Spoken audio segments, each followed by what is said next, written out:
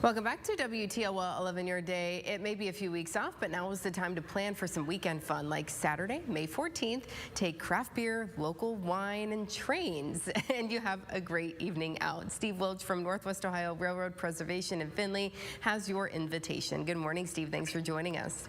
Good morning, Amanda. So, okay, tell us about this wine tasting and craft beer tasting that's coming up. What is this event going to include?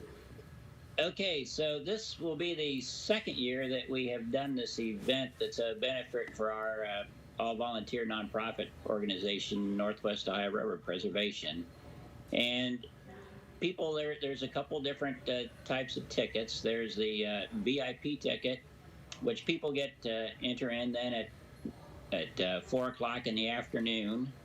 And that will get those which is an hour early, and it gets them 18 tasting tickets. It gets them a voucher to get free items from the snack stand, such as chips, popcorn, candy bars, pop, water if they want that to drink, things like that. And then the regular admission begins at 5 o'clock, and those people get 12 tasting tickets. And then we end at 9 o'clock at night, and we'll have, it's mostly craft breweries, but we do have one winery, and we have one brewery that also has a wine license.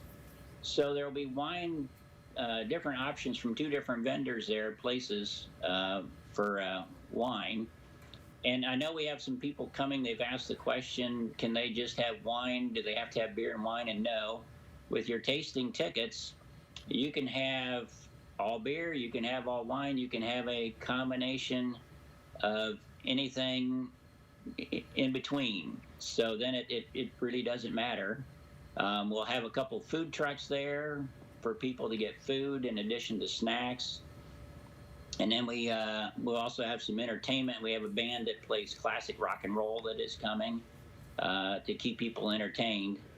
So it should be a good night.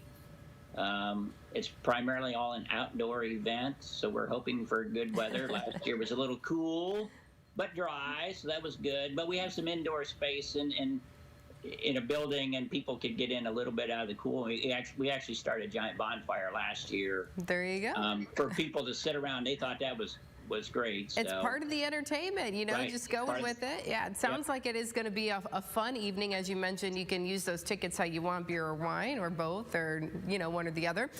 Now, as you mentioned, though, this is a benefit for Northwest Ohio Railroad Preservation, and we were looking at some video and some pictures of the trains. Tell me exactly what your group does.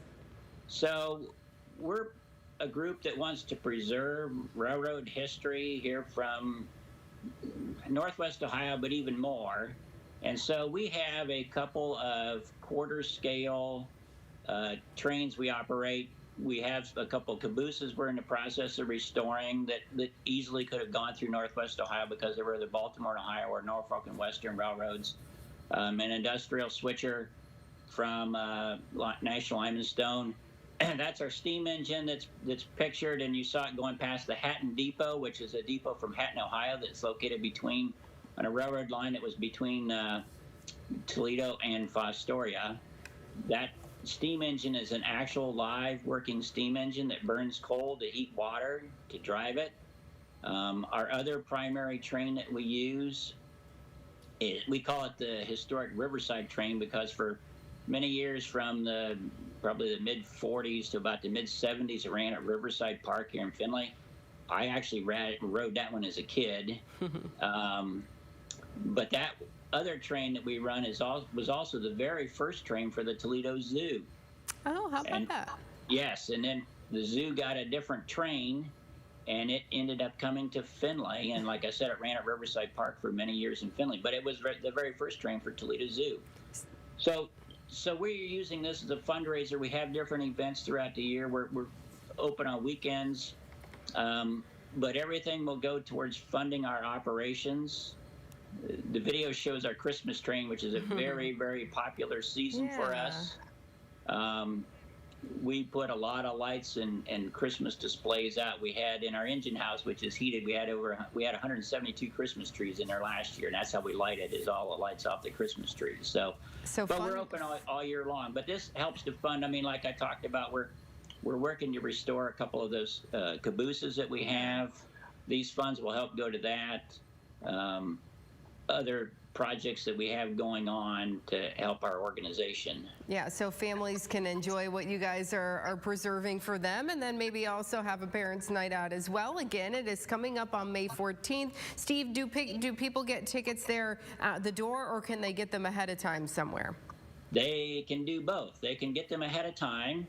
If you go to the Northwest Ohio Railroad Preservation Facebook page, the event is out there, which has a link to get tickets. Or you can go to our webpage, which is nworrp.org.